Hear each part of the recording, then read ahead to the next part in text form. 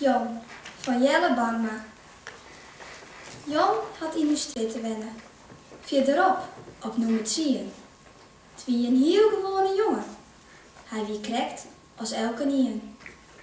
Hij werd ziek. Nou ja, dat kind. Ziek minder och zo volle. Maar bij Jan wit oors. Niet slim.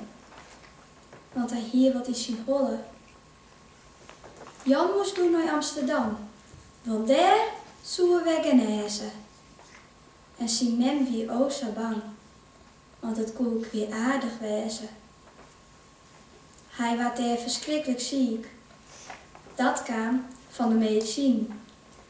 Maar ze zeiden, van dat spul zult vast wel weer verdwijnen.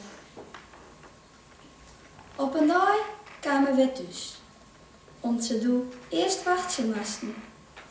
Maar wij hadden net bij hem best. Want wij die gewoon net wasten. Eén keer kwam ik hem nog zien. Maar een grutte, kele holle. Ik kan niks dienen. Niks zijn ze hem. Ik hoor het net, als zoek het wolle.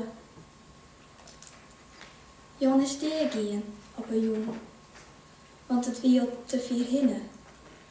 Hij had vochten, zei zijn huid, maar hier kon er net van winnen. Het is net eerlijk, het is gemeen, waar zo net die kanker haten. Als het zoks hast, dat sjocht geen ien, hast het te let in de gaten. Ik denk och zo vaak, o Jan. Ik zou hem nog wat sissen willen. En dan huiverde ik ervan. En sjoch hield dit weer die holle.